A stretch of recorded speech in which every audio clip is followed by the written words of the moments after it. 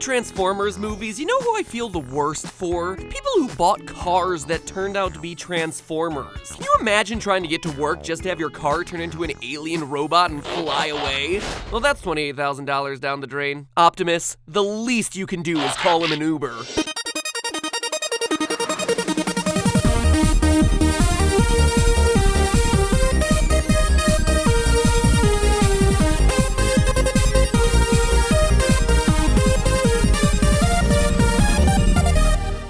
Hello, Internet. Welcome to Film Theory, the show with a PhD in movie minutia. Now, I don't know about you guys, but every once in a while I'm struck with the powerful realization that the future is here now. Granted, it might not be the future everyone predicted. I'm still waiting for my Back to the Future hoverboard, holographic clothing, and self-drying jacket after all. But all of this makes me wonder what other things are just right around the corner. Quite honestly, it's hard to rule out anything at this point. Even the craziest things that we see in movies. The amnesia machine from Men in Black? If the CIA don't have it already, I bet they're working on something similar. Willy Wonka's everlasting gobstopper. Yes, please. And what about the Transformers? Self-aware robots that can, on their own, change their form based on the task at hand. It's a huge ask. Things like that could never be possible, right? Well, I am doing a video about it, so... Now I hear what you're saying. Matt Pat, you've gone too far. Robotics have made advances in recent history, but the Transformers defy the laws of physics, you butt munch. Well, to that I have one thing to say, hypothetical critic. Words hurt. Even words like butt munch, which nobody has used since they turned 9. But also, I'm not saying that in 5 years Optimus Prime is gonna land on Earth and start ripping Decepticon heads off. I'm saying that the technology we have today makes Transformers closer to fact than they are to fiction. Especially when you look at what these automotive behemoths are really made out of. Which nicely segues to the question, what are they actually made out of? Well, it turns out the source material says a lot of different things. The Transformers have no less than 4 separate origin stories.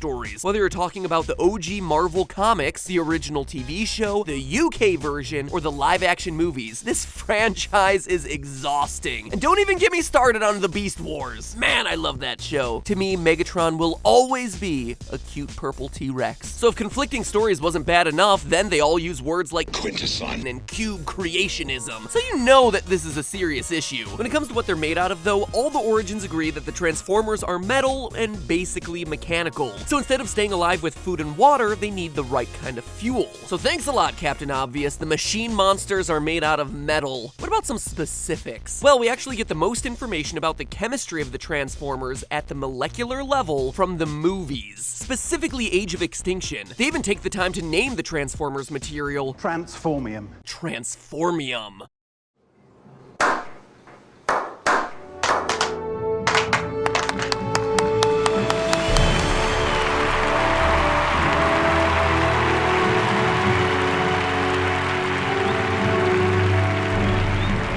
Yeah, super creative job there, everybody. Now, if only you'd spend as much time building your fictional world as you did researching the laws around relationships with minors. This is illegal. She's a minor. We're protected by the Romeo and Juliet laws. Got a pre-existing juvenile foundation. Statute 270-5-3. Romeo and Juliet, huh? And on that note, yeah, I know. It pains me to go to the Michael Bay movies. Michael Bay's Transformers are practically unwatchable and offensive, taking a lot of liberties with the Transformers lore. His vocal processes were damaged in battle. But the fact of the matter is that the movies give us the most concrete scientific clues about what these guys are actually made out of. So if we're gonna take a look at the real world technology behind these things, well, this is gonna be the best route to take. So this theory is gonna focus on transformium, and from there we're gonna see how close we are to making our own Optimus Prime. And the fact of the matter is the technology is really cool, so let's all just agree to get along here in the name of science, okay? Okay. So in Age of Extinction, humans have gotten pretty sick of alien robots destroying their cities when they fight each other. So the US government starts trying to make their own Transformers. The scientists crack the code of how to work with transformium and boom, man-made Transformer. So how far am I from being able to make my own bodyguard / camper van? Well, let's take a look at what we know about transformium. Roll out the tape.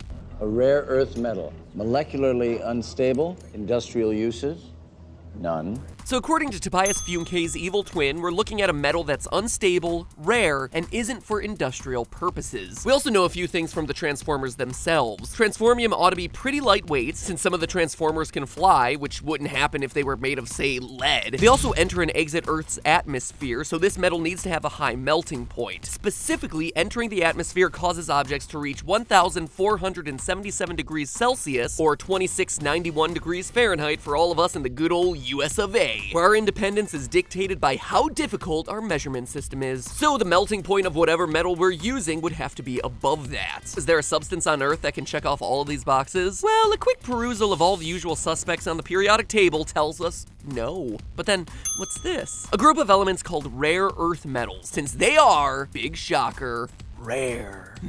Man, it looks like chemists are just as bad at naming things as the writers for Age of Extinction. Maybe I should stop giving them such a hard time. Search the property. What do you mean search the property? You don't have a warrant. My face is my warrant. Nope, totally justified. Now, the best analog for transformium would actually be the lightest of the bunch, scandium. Atomic number 21. It's lightweight with a density similar to aluminum, so flying around like Starscream wouldn't be an issue, and it has a melting point of 1,540 degrees Celsius, well above our limit for objects entering the atmosphere. This ensures that Optimus and the gang don't pull an Alex Mack and turn into a puddle of metallic goo each time they enter the planet's atmosphere. We don't use scandium for industrial use because it's so rare, just like we hear about in the movie, and scandium even looks like the sample of transformium that we see in Age of Extinction. On a chemical level, if we were to start making our own Transformers, scandium would actually be a really good, really accurate candidate. And while that's all well and good, it's far from the whole equation, because the big challenge of transformium isn't the chemistry, it's the physics. The problem with creating Optimus Prime isn't creating something that looks like his truck form, that's just a truck. We want a substance that can mutate itself into practically anything. And as it turns out, advances in robotics are making transformium look less like a pipe dream and more like an inevitability. In fact, the building blocks are already here. For example, we already have machines that can react to their environments as necessary. These are called self-configuring modular robots, and they can change shapes, walk, and in some cases even fly. Just take a look at the M-Tran 3, an example of a self-configuring modular robot made of interlocking parts that can change its configuration and movement at will. As you can see here, it's arranged itself into a long chain that moves by undulating like a caterpillar, but it can also form a lattice, grow legs, even walk away. Sure, it's rudimentary, but let's face it, it already looks a lot better than those walking domino blocks that we saw in Interstellar. In both the real world and the Transformers universe, the robot is changing its appearance to best suit the purpose it needs to fulfill. Now, you might think this thing is slow, unimpressive, and looks like a miniature plastic AT-AT from Empire Strikes Back than a Transformer, but keep in mind that the M-Tran 3 debuted at a robotics expo in 2005. In 2005, the Nintendo Wii and the iPhone 1 were things of the future. More recently, we've had M-Blocks, small cubes that self-assemble without legs, wheels, or any external parts. Just cubes that can hop around and assemble on their own with nothing more than magnets. Still, if we're looking for something like Transformium, we would need robots that are smaller, faster, and more versatile than these self-configuring modular robots. Transformium, as we see in the movie, is programmable. It has a memory. Programmable matter might seem way out of our collective human league, but scientists are actually developing exactly that in a branch of nanotechnology known as claytronics. Think of claytronics as a mix of robotics and computer science. Claytronics uses a system of very small programmable computers known as claytronic atoms or catoms, working in conjunction with each other to create three-dimensional objects that the user can interact with. So imagine you're Skyping or FaceTiming with someone a few years in the future. Right now, all you're gonna get is a two-dimensional feed of the person you're talking to, but claytronics would make it possible for your device to do a full body scan of the person you're talking to, recreate them out of catoms, and then put a three-dimensional version of the person right next to you in your very room. And then, when the catoms are done being your friend, they could potentially transform back into a couch, or a table, or television. The possibilities truly are endless here. You know those cool nanobots from Big Hero 6?